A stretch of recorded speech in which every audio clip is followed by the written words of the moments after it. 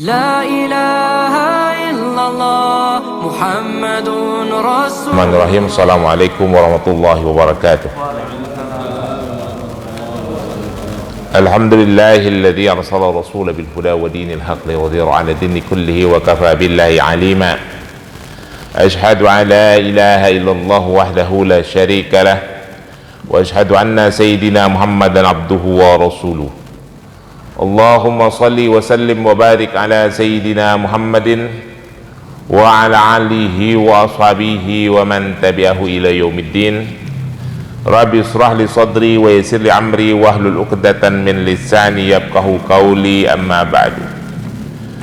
Para jamaah sekalian, puji dan syukur kita panjatkan kehadirat Allah Subhanahu wa taala atas semua limpahan nikmat dan rahmat yang diberikan kepada kita.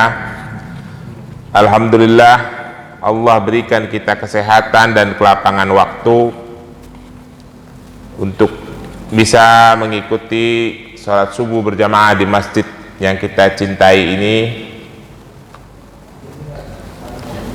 melanjutkan mengikuti kajian ilmu yang insya Allah memperkaya pengetahuan kita dan memperbaiki amaliyah-amaliyah kita. Salawat dan salam kita berharap selalu tercurah kepada junjungan Nabi besar Muhammad sallallahu alaihi wasallam, untuk seluruh keluarganya, untuk para sahabat, untuk para tabi'in, untuk para tabi'ut tabi'in, untuk para ulama dan seluruh umatnya. Insyaallah kita semua yang ada di masjid ini bersama keluarga kita di rumah adalah umat-umat Rasulullah yang akan mendapatkan syafaat yaumul akhir nanti. Dan insyaallah kajian-kajian hadis yang kita baca, yang kita ikuti setiap subuh ini, Sabtu subuh menjadi wasilah yang mempermudah langkah-langkah kita di yaumul hisab dan meringankan hisab kita di akhirat nanti.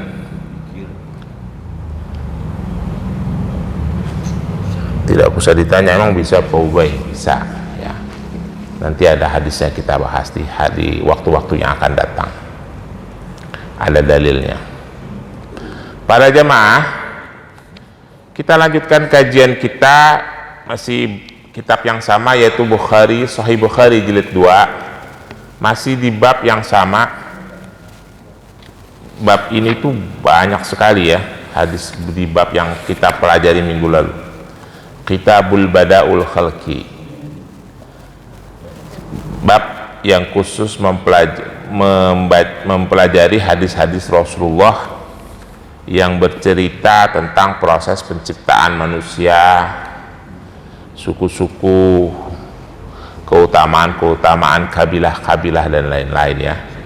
Ya tentu berhubungan dengan suku-suku dan kabilah-kabilah yang ada di tanah Arab. Tidak membahas suku Maya, suku Aztec, itu enggak. Kok itu adanya di National Geographic. Atau Melayu Pluto, Melayu Duto, itu enggak ada. Ini berhubungan dengan para nabi dan rasul aja ya. Kalau yang tadi itu yang saya sebutnya ada di National Geographic, dan berhubungan dengan pelajaran agama gitu ya. Baik, kemarin kita masih membahas tentang hal-hal yang berhubungan dengan suku Quraisy ya. Walaupun saya pernah sampaikan pada minggu lalu bahwa sifatnya itu temporal dan kondisional. Jadi memang sangat banyak hadis-hadis yang membicarakan tentang kemuliaan suku Quraisy, suku yang menjadi rahir dan besarnya Rasulullah SAW dan keturunannya serta leluhurnya. Tapi itu tentu sifatnya kondisional dan temporal ya, karena tidak semuanya bisa diaplikasikan dalam konteks saat ini. Baik, kita lanjutkan satu hadis singkat nomor 3275. Kenapa saya membahas hadis-hadis ini? Supaya kita memahami, seperti saya sampaikan kemarin, supaya kita memahami ketika ada orang, ada ustaz atau dai yang menyampaikan konteks hadis tetapi tidak dibarengi dengan penjelasan, itu kan menjadi tidak pas untuk dipahami oleh orang awam ya. saya semalam tuh masih ngeliat itu beberapa ulama di Timur Tengah yang mengatakan Ibnu Saud itu tidak punya hak untuk menjadi penguasa Haramain. Haramain itu maksudnya Mekah dan Madinah, karena mereka bukan suku Quraisy. Wallahu alam bisawab ya. Entah masih begitu konteksnya apa tidak, saya tidak tahu, karena itu dinamika politik yang ada di sana. Yaitu yang ingin saya sampaikan, bahwa memang hadis-hadis yang berhubungan dengan penjelasan suku Quraisy itu sangat banyak, tetapi itu kontekstual dan temporal, kondisional dan temporal ya. Apakah itu masih tepat diaplikasikan apa tidak untuk saat ini? Apakah itu hanya sebuah sejarah atau informasi sifatnya gitu? Karena hadis itu ada yang dijadikan dasar dasar hukum, ada yang menjadi nasihat, ada juga yang konteksnya adalah sejarah, informasi gitu ya. Baik, kita lanjutkan hadis nomor 3275. Bismillahirrahmanirrahim.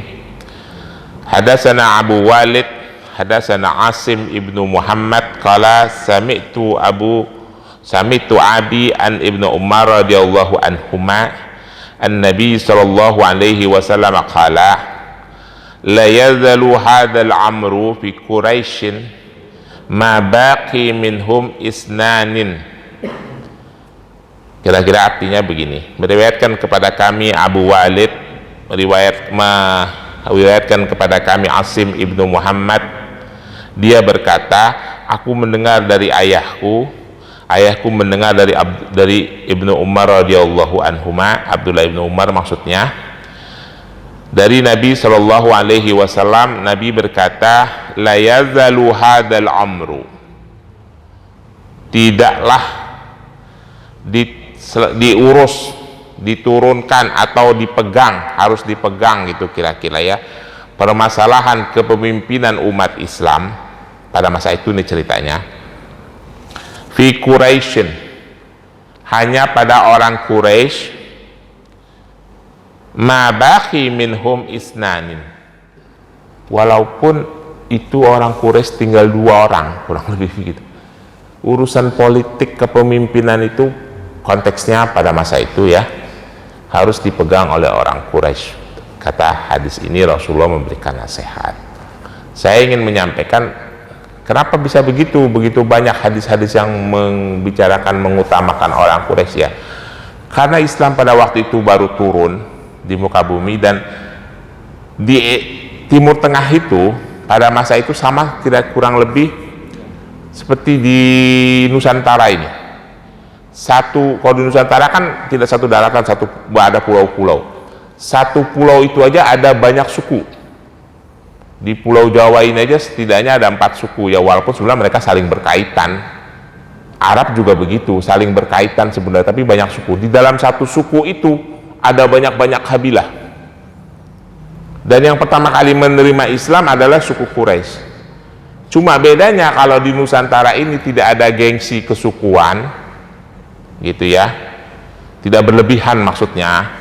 Di suku Jawa ya bangga dengan sukunya, suku Sunda bangga dengan sukunya, suku yang lain juga begitu sama.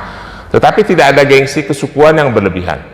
Kalau di Arab itu pada masa itu ya, itu kesukuannya sangat kuat, ikatannya sangat kuat, dan ada gengsi kesukuan yang pernah saya jelaskan kemarin. Itulah hikmahnya kenapa Rasulullah itu ditunjuk oleh Allah menjadi seorang Rasul dan seorang Nabi dari Bani Hashim, dari suku Quraisy. Kalau itu bukan Bani Hashim, itu pasti banyak yang mengganggu. Tapi karena Bani Hashim dari suku yang kuat, suku yang besar, suku yang ditakuti, lalu dari kabilah yang juga disegani, maka nggak ada yang berani nyolek lah kalau kurang lebih orang zaman sekarang. Karena di sana ada diat kesukuan. Kalau kita ganggu suku itu lalu kita bunuh, suku itu minta tuntut balas dendam terhadap suku yang membunuh. Gitu. Maka walaupun Rasulullah itu pada waktu itu dimusuhi, tapi nggak ada yang berani nyentuh.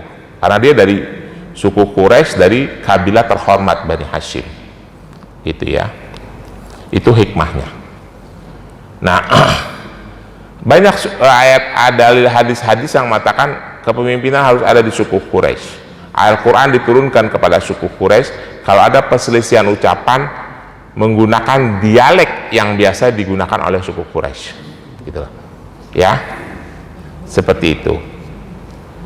Karena memang pada masa itu karena egoisme kesukuan masih tinggi, untuk menjaga kenetralan ya sudah sebaiknya kalau ada permasalahan untuk urusan kepemimpinan, untuk urusan agama di awal-awal Islam kita merujuknya pada suku Quraisy, begitu kurang lebih artinya ya. Bapak-bapak sekalian, Quraisy itu artinya berdagang atau berusaha, itu artinya Quraisy ya. Julukan itu disematkan kepada salah seorang suku, leluhur suku itu leluhur Rasulullah SAW yang bernama Fir bin Malik bin Nadar bin Kinanah. Si Fir ini adalah orang yang sangat rajin berdagang, kaya raya, saudagar kaya di Mekah. Maka dia dijulukin si Quraisy, si pedagang. Ya, itu adalah leluhurnya Rasulullah Sallallahu Alaihi Wasallam, turunan Ismail alaihissalam dari Ibrahim alaihissalam. Rasulullah itu adalah turunan ke-23 dari Nabi Ibrahim alaihissalam. Ya, seperti kita tahu Ismail dan keturunannya Nabi Ibrahim alaihissalam bersama membawa putranya Ismail dan istrinya Hajar ke satu lembah yang akhirnya menjadi Mekah hari ini. Lalu mereka tinggal di situ. Lalu datang sekelompok orang Arab dari Yaman, tujuannya mau ke Suriah, mau ke Damaskus berdagang. Lalu melewati sisi selatan atau sisi utara kota Mekah, mereka kehabisan air. Lalu menuju ke satu lembah yang sekarang menjadi kota Makkah dekat yang ada sumur Zam-Zam. Nah, di situ ternyata ditemukan sumber air, lalu mereka menetap di situ, berasimilasi dan melahirkan suku Quraisy. Kurang lebih begitulah sejarahnya. Jadi Rasulullah SAW itu adalah kalau tidak salah keturunan ke-23 dari Nabi Ibrahim alaihissalam. Kalau saya tidak salah ya, Muhammad bin Abdullah bin Abdul Muttalib bin Hashim bin Abdul Manaf bin Kilab bin Qusay bin Murrah bin Ka'ab bin Lu'ay bin Ghalib bin Fir bin Malik bin Nadar bin Kinanah bin Khuzaimah bin Mudrikah bin Ilyas bin Mudar bin Nizar bin Ma'ad bin Adnan bin Ismail alaihissalam bin Ibrahim alaihissalam. Tuh benar, hafal saya ternyata masih ya. Anak pesantren dulu harus hafal yang begitu-begituan tuh. Ternyata saya masih hafal ya. Siapa yang Quraisy itu? Yang disebut Quraisy adalah Fir bin Malik bin Nadar bin Kinanah bin Khuzaimah bin Mudrikah bin Ilyas bin Mudar bin Nizar bin Ma'ad bin Adnan bin Ismail alaihissalam bin Ibrahim alaihissalam. Ya, kata ahli sejarah itu adalah keturunan orang-orang yang suci, yang tetap memegang ketauhidan sampai lahirnya Rasulullah Shallallahu Alaihi Wasallam. Kurang lebih seperti itu. Itulah suku Quraisy. Ya, Rasulullah itu keturunan ke-23 dari Nabi Ibrahim alaihissalam. Jelas ya bapak-bapak sekalian. Dulu waktu saya masih sekolah itu, saya menghafal dari Ahmad bin Muhajir yang pernah saya jelaskan ke sini, yang punya anak, punya cucu namanya Alawi yang keturunannya menjadi habaib-habaib itu di Indonesia salah satunya. Dari titik itu sampai ke Nabi Adam alaihissalam ada puluhan nama. Kita menghafal tuh dulu dalam sejarah Islam, ya itulah tradisi pesantren, memang harus banyak menghafal. Baik, sekarang kita lanjutkan hadis berikutnya yang masih berhubungan. Bismillahirrahmanirrahim. Hadatsana Abdul Aziz ibnu Abdullah, hadatsana Ibrahim ibnu Sa'id ibnu Syihab an Anas ibnu Malik an Utsman radhiyallahu an. Anal Utsman da'a Zaid ibnu Sabit wa Abdullah ibnu Zubair wa Sa'id ibnu As wa Abdurrahman ibnu Haris ibnu Hisham fatasakhuha fi mushafil wa qala Utsman li rihtil Quraisyin wa qala Utsman li rahtil Quraisyin salasatin idza ikhtalaftum antum wa Zaid ibnu Sabit fi syai'in minal Qur'an faktubuhu bilisani Quraisyin fa inna ma nazala bilisanihim fa fa'alu dzalika. Nah, ini sama kurang lebih seperti yang saya sampaikan tadi dalam hadis nomor 3279. Kira-kira artinya begini: meriwayatkan kepada kami Abdul Aziz ibnu Abdullah, meriwayatkan kepada kami Ibrahim ibnu Sa'id dari Ibnu Syihab dari Anas bin Malik, bahwasanya Utsman ibnul Affan da'a Zaid ibnu Sabit wa Abdullah ibnu Zubair wa Sa'id ibnu As wa Abdurrahman ibnu Haris ibnu Hisham, bahwasanya Utsman bin Affan memanggil 4 orang Quraisy, yaitu Zaid bin Sabit. Zaid bin Sabit sekretaris Rasul, penulis ayat Al-Quran ya Pak, Zaid bin Sabit. Jadi kalau wahyu turun, Zaid bin Sabit itu salah satu penulis, ada beberapa orang. Wa Abdullah ibnu Zubair, lalu memanggil Abdullah ibnu Zubair, wa Sa'ad ibnu As, Sa'ad ibnu As, dan Abdurrahman ibnu Haris ibnu Syihab. 3 orang ini, yaitu Abdullah ibnu Zubair, Sa'id ibnu As, dan Abdurrahman ibnu Haris, dikabarkan panasakhuha fi mushafil wa qala Utsman li rahtil Quraisyin. 3 orang di luar Zaid bin Sabit dikabarkan menghapus 1 lembar daripada mushaf Al-Quran. Saya nggak mengerti maksudnya apa ya. Lalu dipanggil oleh Utsman ibn Affan, wa qala Utsman li rahtil Quraisyin. Lalu Utsman berkata kepada 3 orang Quraisy ini sebagai orang yang tim yang menyusun Al-Quran, yaitu Abdullah ibnu Zubair, Sa'id ibnu As, dan Abdurrahman ibnu Haris ibnu Hisham. Utsman berkata, qala Utsman li rahtil Quraisyin salasatin idza ikhtalaftum antum wa Zaid ibnu Sabit fi syai'in minal Qur'an faktubuhu bilisanin Quraisyin. Kalau kalian bertiga sebagai tim penyusun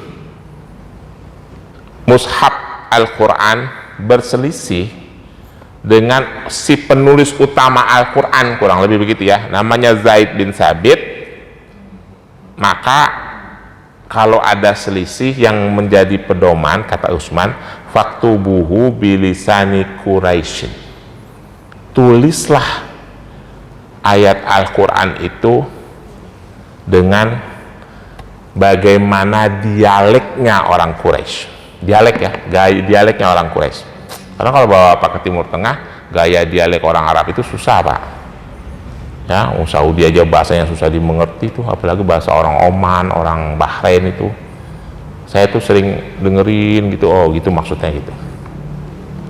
Fa inna ma nazala bilisanihim, karena sesungguhnya Al-Quran itu diturunkan dengan gaya dialeknya orang Quraisy. Ya, bilisanihim. Fa fa'alu dzalik, dan orang Quraisy lah yang pertama mengerti dan mengamalkan Al-Quran. Ya, jadi bahasa Al-Quran yang sekarang itu menggunakan dialeknya orang Quraisy, Pak. Tapi ada yang aneh nih, Pak. Ada yang unik. Yang membesarkan Al-Quran, yang memudahkan Al-Quran itu bukan orang Quraisy, Pak. Bapak tahu nggak Al-Quran itu pertama kali ditulis seperti apa oleh para sahabat? Mus'ab Mubani. Kagak pakai titik, nggak pakai baris. Gimana kita bacanya coba? Ba, ta, sa, sama. Kagak ada barisnya. Kagak ada fathah, kagak ada domah, nggak ada kasroh. Udah aja begitu kayak rumput. Gimana kita baca coba tuh? Itu pertama kali Al-Quran. Makanya kalau ada yang ngomong-ngomong kembali kepada Al-Quran seperti para sahabat, nah lu baca deh tuh Al-Quran kagak ada titik, kagak ada barisnya. Pusing-pusing loh. Gak ada, Pak. Lalu dikasih titik bukan oleh orang Quraisy, oleh ahli nahu. Ada yang mengatakan dia tabi'in, ada yang mengatakan dia sahabat karena dia lahir di masa Rasulullah. Aswad Ad-Du'ali namanya. Dikasih titik. Ibnu Aswad Ad-Du'ali. Makanya Abu Aswad Ad-Du'ali itu ahli tata bahasa Arab, muridnya Sayyidina Ali ibnu Abi Thalib. Kasih titik. Ba ada bedanya, ta ada bedanya, sa ada bedanya, ha, jim, kha ada bedanya, ta sama wa ada bedanya. Coba kalau agak kita nggak bisa bedain yang mana ha, mana jim, mana kha. Dikasih titik oleh Abu Aswad Ad-Du'ali. Dia bukan orang Quraisy, dia Bani Kinanah, atasnya Quraisy, ya. Dia adalah muridnya Sayyidina Ali. Terkenal di dalam sejarah tata bahasa Arab itu cerita ketika dia berjalan bersama putrinya pada malam hari di kota Madinah.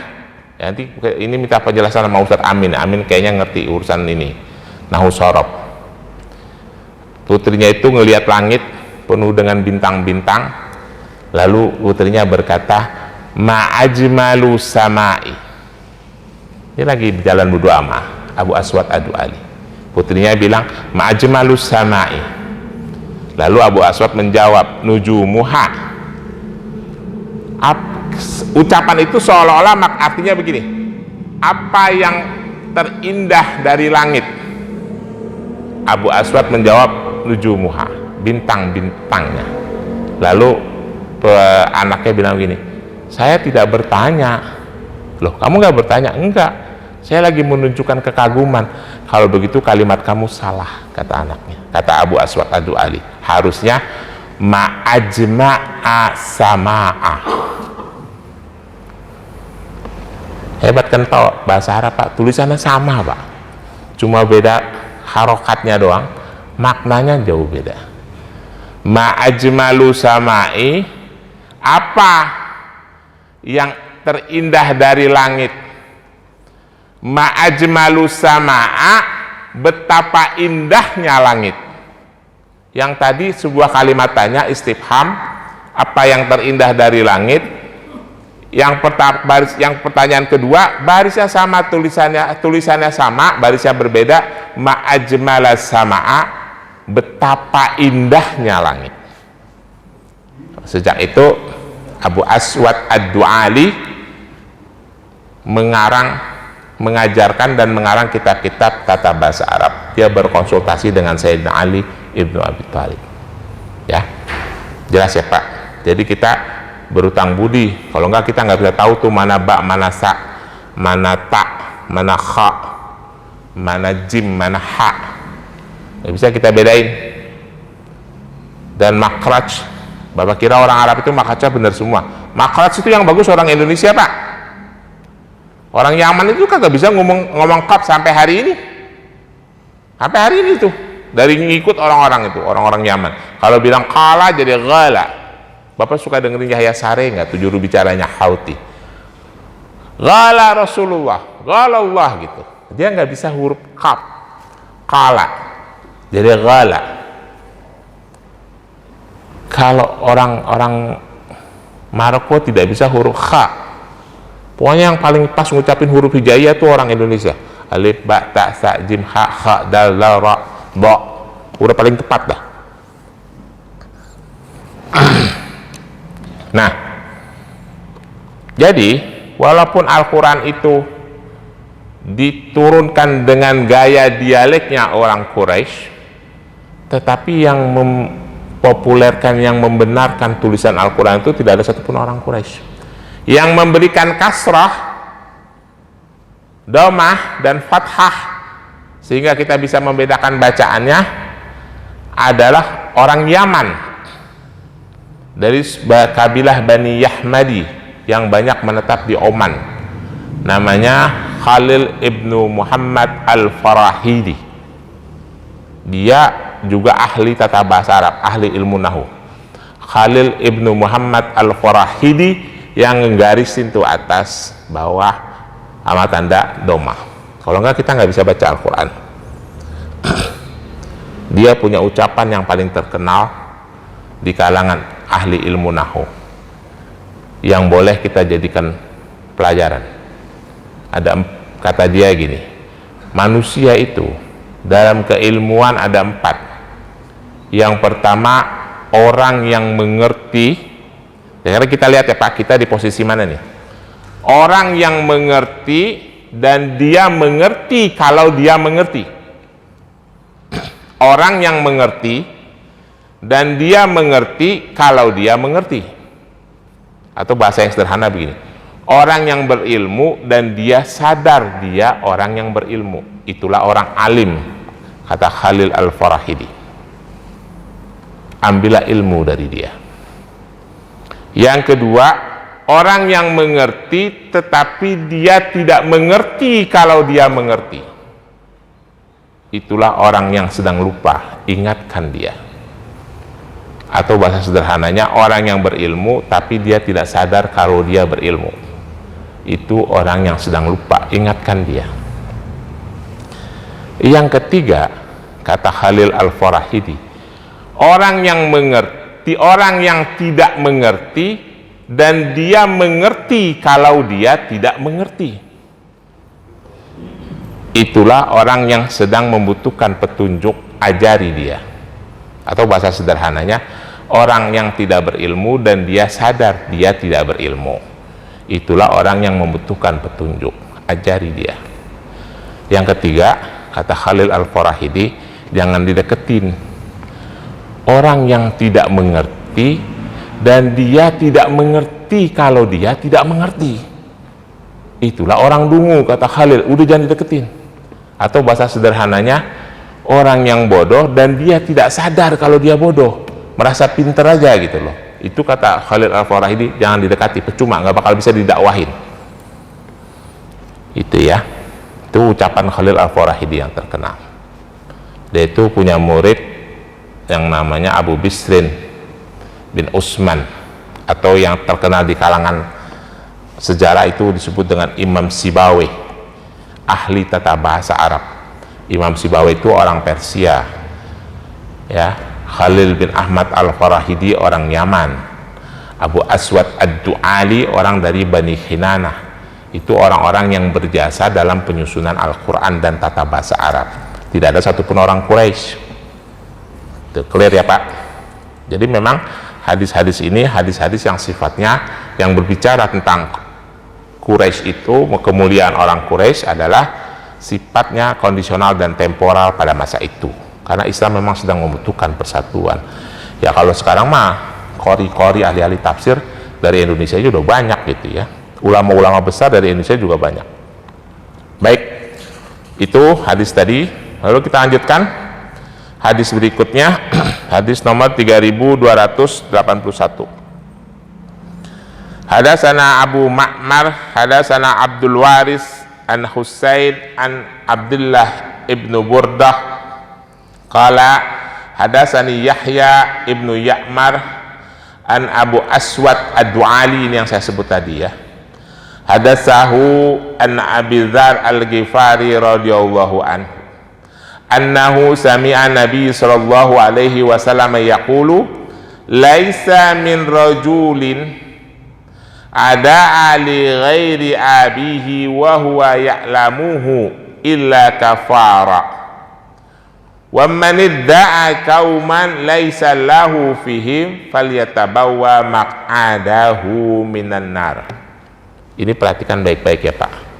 Ini kita sering keliru, padahal resikonya besar. Saya ulangi lagi ya, ini kita sering keliru di bagian ini.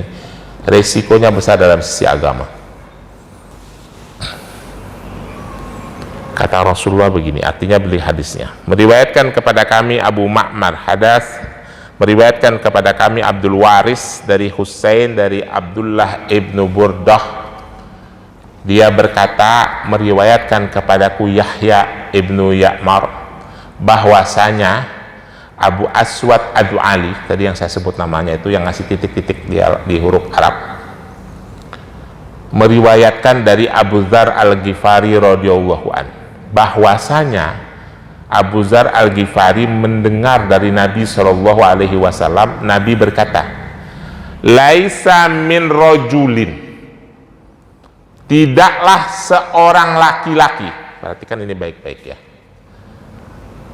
ada'a li ghairi abihi wa huwa ya'lamuhu illa kafara.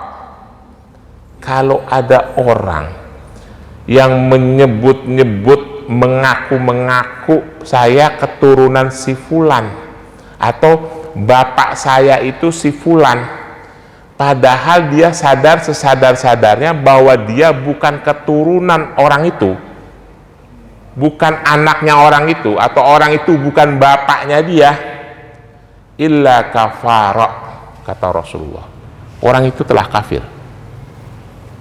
Ya,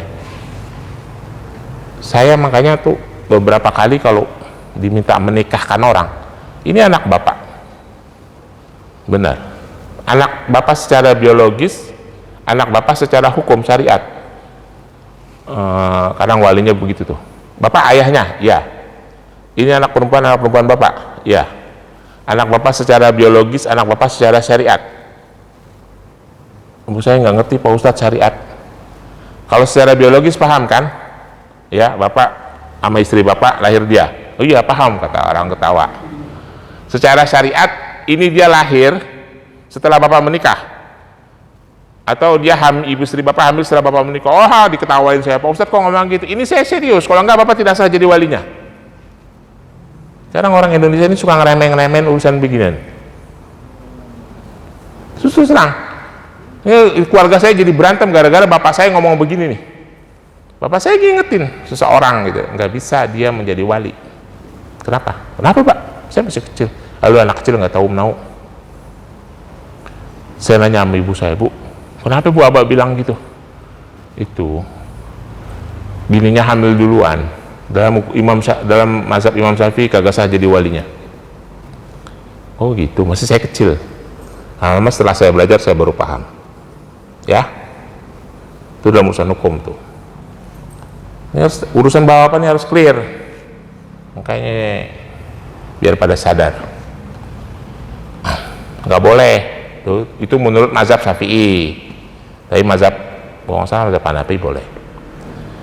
Demikian pula kita tidak boleh, Pak, urusan kita nyebut-nyebut itu bapak kita, itu ibu kita, ya. Karena berbicara tentang keturunan itu bicara tentang darah, konsekuensi hukumnya panjang, Pak. Bicara tentang nasab, bicara mahram dan tidak mahram, bicara tentang warisan dan lain-lain. Bapak misalnya mengut anak atau adopsi anak, bapak harus clear bahwa itu bukan keturunan bapak secara nasab, gitu ya. Itu maksudnya kafir apa Pak? Apa itu kafir masuk keluar dari Islam? Bukan kafir mutlak, bukan maksudnya. Itu kafir itu artinya menolak kebenaran. Jelas ya Pak? Karena kita orang Indonesia ini, memang orang Indonesia ini tradisinya baik Pak, santun banget. Saya salut sama orang Indonesia ini. Dari waktu saya kecil Pak, ini yang contoh yang paling baik, yang contoh yang bagus banget dari orang Indonesia nih. Si fulan anak kecil sering main di rumah tetangganya, deket, akrab, lama-lama jadi anak angkat. Sering nggak Bapak nemuin kayak gitu? Ada orang datang, di keluarga saya juga terjadi kayak gitu Pak, itu udah biasa gitu loh. Ada orang datang entah dari mana, anak yatim kagak jelas lah, anak terlantar, ibu saya dengan santai, udah tinggal aja di sini, jadi anak ibu, ya udah tinggal di rumah saya. Padahal ibu saya anaknya udah 8, 10 saya itu sebenarnya bersaudara. Itu udah biasa, bukan cuma di keluarga saya, di keluarga manapun di Nusantara ini, begitu. Ya, itu kehebatan memang kebaikan orang Indonesia itu luar biasa begitu. Tapi jangan kebablasan, harus tegas garisnya, ya. Jadi gak boleh digairi abihi. Lalu wa man idda'a qauman laisa lahu fihim falyatabawwa maq'aduhu minan nar. Kalau ada laki-laki, seseorang lah gitu ya, yang nyebut-nyebut saya dari keturunan Bani ini, dia berbohong, tapi dia bukan dari Bani itu, sesungguhnya dia telah berbohong dan bersiaplah untuk menduduki tempat duduknya di neraka. Ya, clear ya Pak? Jangan pakai nama orang yang bukan nama kita. Victor Sitompul, Bapak itu asli Sitompul ya Pak? Enggak bohong kan? Enggak, boleh. Ubaidillah Talib, udah, nggak usah pakai nama, nggak usah pakai ganti-ganti apa namanya Al-Habsyi gitu, biar keren disangka Habib Ubaidillah Al-Habsyi. No, dilarang itu dalam Islam. Yang lagi kita ngapain sih pakai nama orang? Kita harus bangga sama diri kita sendiri Pak. Saya juga bangga sama darah saya. Mau ngapain saya pakai nama orang? Ya, kita harus bangga sama orang tua kita, sama leluhur kita. Tapi itu saya tidak mengerti dengan konteks kesukuan di Indonesia ya Pak. Karena kalau di Timur Tengah itu suku itu kan berarti darah. Darah kalau suku itu Pak. Saya ini marga saya bin Talib, bapak saya bin Talib, kakek saya bin Talib, terus itu darah. Dan itu tidak bisa dipindah-pindahin. Tapi kalau konteks kesukuan di Indonesia kan ada yang bisa dibeli, ada yang bisa dikasih, ada yang bisa dijadiin.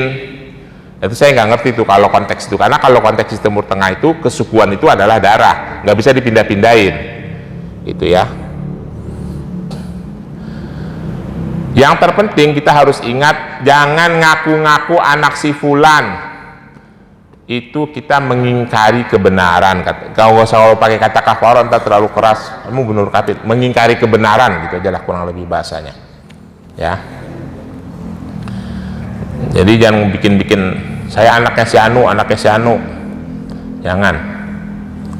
Baik, hadis berikutnya yang terakhir, jam 6.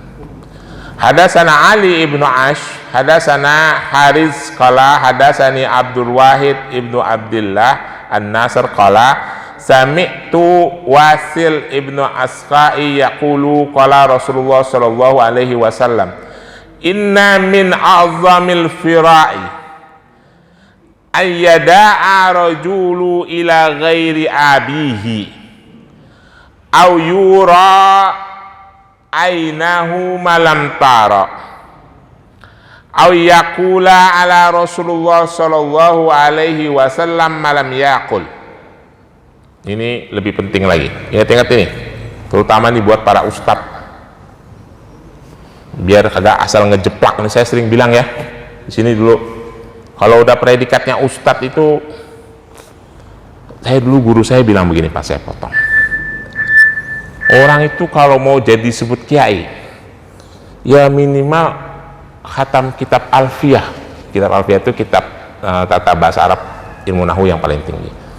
Ya kalau belum khatam jangan disebut kiai gitu. Saya mendefinisikan lebih sederhana lagi, orang itu kalau disebut ustadz berdakwah begini ya minimal bisa baca kitab gitu. Jangan nggak bisa baca kitab disebut ustadz gitu. Nanti ini konsekuensinya kayak begini nih, saya bacain, ini penting ya. Meriwayatkan kepada kami Ali ibnu Iyas, meriwayatkan kepada kami Haris, meriwayatkan kepada, berkata dia, meriwayatkan kepadaku Abdul Wahid ibnu Abdillah An-Nasr, dia berkata, aku mendengar dari Wasil ibnu Asqa'i, dia berkata, Rasulullah Shallallahu Alaihi Wasallam telah berkata, inna min a'zamil fara'i, kata Rasulullah, sesungguhnya azam itu artinya teragung, terbesar. Al-fara'i, bohong. Sesungguhnya kebohongan terbesar, kata Rasulullah, ini bukan kata saya ya, kebohongan terbesar, ayyada'a rajulu ila ghairi abihi, ada orang yang menyebut-nyebut, membilang-bilang bahwa dia itu anaknya si fulan, padahal dia bukan anaknya si fulan, dan dia sadar itu adalah a'zamil fara'i, kebohongan terbesar. Jadi jangan ngaku-ngaku ya Pak, oh saya anaknya presiden, itu kebohongan terbesar, kata Rasulullah, bukan kata saya. Atau yang berikutnya adalah yura ainahu malam tara, nih yang sering dilakukan nih oleh paranormal. Ada juga sih ustadz yang suka begini, orang yang ngaku-ngaku mimpi melihat sesuatu yang berhubungan dengan ilmu agama. Oh saya bermimpi kemarin bertemu Rasulullah, Rasulullah berpesan begini, padahal dia tidak bermimpi seperti itu. Itulah kebohongan terbesar. Atau saya bermimpi bertemu dengan seorang wali Allah yang dia berpesan begini, padahal dia tidak melakukan itu, cuma untuk popularitas atau mencari uang. Itu kebohongan terbesar. Atau kata Rasulullah, nah ini bagian penting ya, kenapa ustadz itu harus berilmu. Saya udah berkali-kali nih ngomong, au yaqulu ala Rasulullah Shallallahu Alaihi Wasallam ma lam yaqul. Atau salah satu kebohongan yang terbesar adalah dia berkata tentang sesuatu mengatasnamakan Rasulullah, padahal Rasulullah tidak pernah mengatakannya. Malam yakul, oh Rasulullah bersabda, ustadz kan suka begitu, hadis Rasulullah, padahal Rasulullah nggak pernah ngomong.